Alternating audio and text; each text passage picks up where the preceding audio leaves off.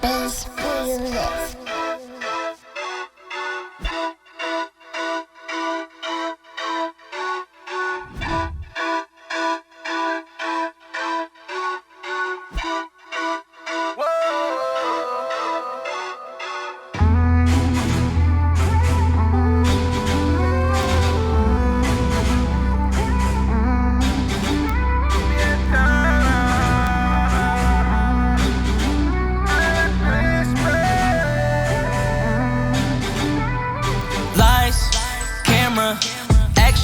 Let's get it. I'm way too up to go down with you minions. They already know I got a check on me. Not everybody wanna check on me. Shout out to God, he blessing me. I'm doing my thing respectfully. Like hey, yeah. Hey. What they gon' say? Like hey, yeah. I'm having my way. Like hey, yeah. Hey. What they gon' say? Like hey, yeah. I'm having my way. Welcome to Cleveland, Ohio, near downtown on the beautiful campus of Cuyuhoga Community College Metro Campus. My name is Edward Charlemagne Banks Sr., but throughout this project you will hear me called by several names. DJ Phatty Banks, DJ Banks, Mr. Banks, Just Phatty, Crazy, Bald Head Dude. Well, the bald head dude is the director of Reading RAMM. RAMM stands for Recording Arts, Music, and Media, and we have a 7-year partnership with the TRIO program, engaging middle and high school students with Media Arts STEM and SEL, which stands for Social Emotional Learning, with Youth Renaissance programming. This year's 6-week summer program was themed The Sounds of Summer, which I thought was dope with my hip-hop self. So with August 11th, 2023 marking the 50th anniversary of hip-hop, you know what? Let's explore and sample classical, blues, jazz, country, R&B, soul, and rock and roll, and make some hip-hop. Oh, you gonna do that with some kids that never made music before, huh? Yeah. Okay. You know what? How about we learn about these musical genres' origins, their trailblazers, and social impact on society? Hands-on, up close with industry professionals, have them come in. Oh, so you think they gonna just bring in their Grammys and their instruments and drag it to the schools and kids that never made music before? Right. Might as well make an album. You know what? Have them produce with the kids who never made music before, you feel me? They'll love that. Awesome. Let's call these knuckleheads the Youth Renaissance Collaborative. YRC Music for short. You done yet now? Oh, no, I'm not done. To build teamwork and improve relationship skills, in my Thomas voice, let's divide and conquer these clueless children that don't know what they got themselves into. Assign, drag, pulled, with determined resistance sometimes across teams of research journalists, designers, and artists and producers who haven't done it before. Remember that. That's intelligent, Mr. Banks. That's what I said. But you gonna learn today, baby girl. It's too much to learn. It's not enough time. Whatever. You know what? Let's make it a film so you can witness all the phases of this amazing journey in no particular order, I might add. I'll jump in time to time to get us back focused. Ty, you could have came over there. Get off. Put it up and do something. The bullpen inside the Tommy LaPuma Center for Creative Arts is where a lot of independent movies are made during film school. So we should catch some cinematic vibes in this space putting our film together. Did we make any music that had anything to do with like soul? Old soul? Or funk? Let me ask Mr. Banks. I don't know, I think the closest. Only because we don't have a whole lot of concrete intros, I probably won't use, hey, I'm such and such, this is such and such. What we gonna do is we gonna go straight to the question, but that's what we gotta do to help our families build wealth, is teach them financial literacy. I can probably edit it. Promise to. I can probably edit it. Tommy! I'm sorry I'm late. You see, I did the big mistake of underestimating how bad public transit is on the weekends. Classical is the first genre up on our EOM timeline, so I called up the rapper, singer, violinist, and producer Humble G to educate the team in Small World. He brought a special guest, TZ from the Claire, who happens to be EOM artist Anthony's brother. So I would love to introduce to y'all Humble G. Give him a round of applause, y'all. Thank you. I go by Humble G the Fiddler, and and I also go by RSVP, which is an acronym for rapper, singer, violinist, producer. I own my own record label, and I got distribution with Sony Orchard. I didn't mention that. I ain't mentioned that. So I'm deep in the industry too right now. But I appreciate y'all being here, and let's get to it. So my first question, why don't you expose our folks here to how you got into that instrument right there in classical music? Okay, so when I was about 12, my mom, we moved from the hood to the suburbs. We moved to South Euclid. I went to a school called Greenview. I was there for about half a year, maybe a little bit longer than half a year. But while I was there, they brought all the students down to the cafeteria. And they had all these instruments laid out on the tables. I wanted to play drums at first, because, we love that beat, So I'm like, I'm gonna play this. So I'm like, let me hold out. Let me just see what else they got. And so by the end of the period, it was a few, 5 to 10 kids who was like indecisive. They didn't really know what they wanted to do. I was one of them. So they took us to a separate room where they showed the classical string instruments. And they highlighted the violin as the concert master instrument, and I wanted to play. Now at the time, I was the only student who couldn't afford a violin. So they let me use one from the school. Unfortunately, my mom lost both her jobs, and we moved back down to East 93rd and Prince. I don't know if y'all know where that is, but it ain't the suburbs. So we moved back to East 93rd and Prince, and I borrowed the violin, and definitely I just kept it with me. Story. That's our story, yeah. So I kept it. And I went to the school called Nathan Hale. When I was at Nathan Hale, they didn't have a band or orchestra, but they had a music class where they taught us his story about, where music came from. And I got an F on my progress report. So my mom was like, "How you get an F? Like, you in here playing music all the time, always playing the violin, playing this." She was like, "That don't sound right. I need to go talk to your teacher." So she went up there, she spoke to the teacher respectfully, and she was like, "How you get my son an F? Like, you must not be paying attention to your student." "Oh, well, he's not really into music. He be clowning with all the rest of the kids. They be clowning." You know how they generalize this, we always be clowning. And so some of the students who actually do be clowning, we got a few clowns too, It's like, "No, he be quiet. He don't be saying nothing, this and that." I was real shy, real heavy, big boy. So, I wasn't saying nothing. I was real quiet. So she was like, "Well, why don't you test him? Ask him anything." And he gave me the chalk, and he wanted me to start drawing notes and treble clef and bass clef. So he started naming whole notes, half notes, quarter notes, eighth notes, 16th notes, all these different notes. I'm drawing them. He still wasn't budging. He was like, y'all could have went home. Now y'all want to practice and come back here and act like he be studying. So he wouldn't budge. That next week they had a show and tell. And I don't do show and tell as much anymore, but that's where you show and tell. You bring something that you do at home that nobody really know you do, and you show everybody and you tell them why you do it. So I brought my violin. My mom said, "Take your violin." I took it up there. I played a song that was hot at the time. Telling my age with this one, I was playing Nelly, so that was way back in the day. But I played it, and all the students was like, he nice. Like, even the bullies didn't even want to bully no more. They was like, they was like, he different. Yeah, he nice. I ain't know that. And so the teacher, he told me after the class, I want you to stay, And he was like, "What's your mom's number?" So I gave him my mom's number.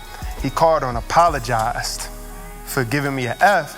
He changed my F to an A by the time my report card came out, and then submitted me to Cleveland School of Arts.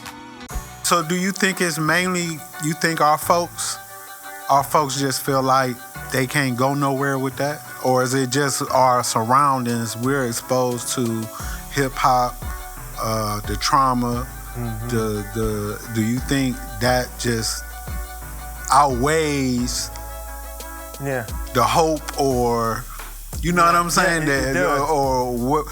Ooh, I would love to play in an orchestra, or you know what I'm saying? Yeah, like, they don't see no success there.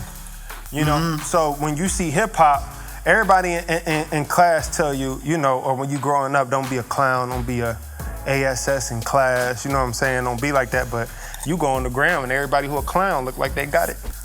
You know what I'm saying? So it's like, right. You know what I mean? No, right, with some beats. Right, with some beats. With some beats. Right. So you thinking, and some tattoos. Right, how you tell the beat not to, but he getting money on here. You know what I'm saying? Well, right. A lot of them ain't getting money, but you know, it's smoke and mirrors. You know, it's what they call entertainment. You know, but we don't see that, and then we don't know the history.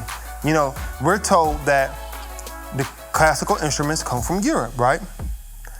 And we're told that all Europeans are white, right? So you think that's a white man's instrument. Why would I play that? But I found out that actually the Moors, I don't know if you guys ever heard of the Moors. So Moors are from Morocco. You heard of Morocco? So Morocco is in Africa. It's at the very tip of Africa, right across from Spain. You can actually see Spain from the shores of Morocco. Morocco is closer to Spain than Cleveland is to Toronto from Lake Erie. So Europe and Africa is like that close in the Mediterranean. So the Moors actually brought that instrument up there, and I learned about this gentleman named Cruxer, who got this book called Cruxer 42 Studies, which is the violin Bible. And what he did was, he invented this bow right here. Not this red color, I did that, but he invented how you see the bow here. Y'all might have seen in some old movies or anything like that where sometimes the bow will look weird, it'll go like this. Yeah, that's how it was. It was like a half moon shape. But Cruxer, as an adolescent, anywhere between 11 and 14 years, I can't remember exactly how old he was, he created this arch bow, which actually gave more durability and flexibility to do different techniques. And I read his bio in this book from Severance Hall, inside their library, original book, and it said that his father was the conductor of the Queen's Symphony Orchestra, and his mother was a gift to his father, and she was from Moor descent, which means she was black. So it let me know that, so the book that we watch and study, that's the Violin Bible, was created by a black man when he was a boy.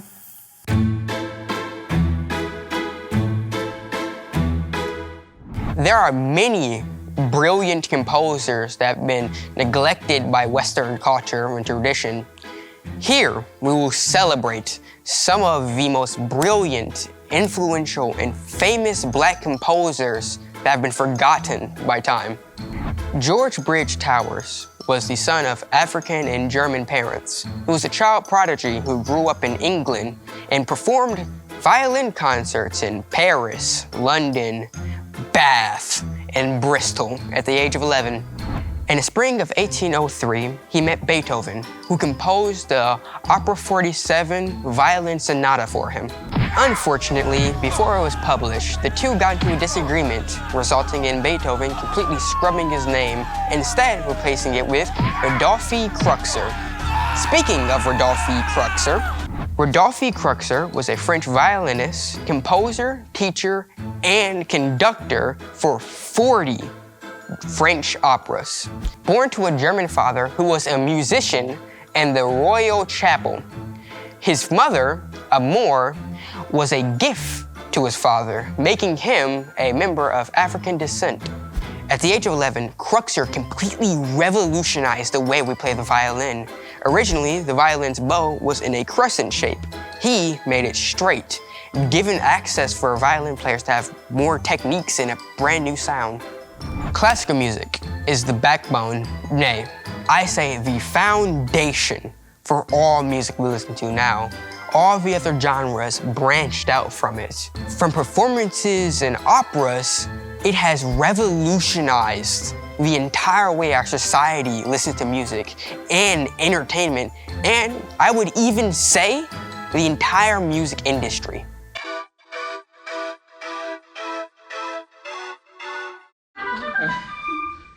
Nice and fake.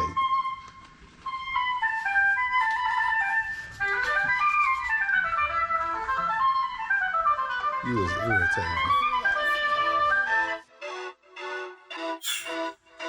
You sound good. I'm gonna let you hear it. You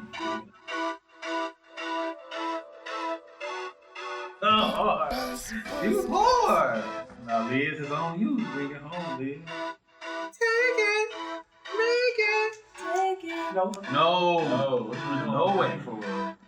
You actually did great. No, you can pick that one line though. The reason why classical was so interesting was because I didn't know that classical music you could put classical music was a little bit of everything.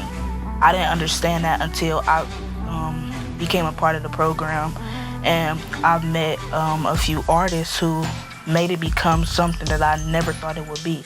So that was just a fun experience, and a lot of information that I never knew came with classical music. I've always thought it was boring, just instruments and stuff like that, until I came to the program. What's up, Pressure P? You're part of the artist team, and you made a song called Lights, Camera, Action. Tell me a little bit about that song. That song is a song full of everything.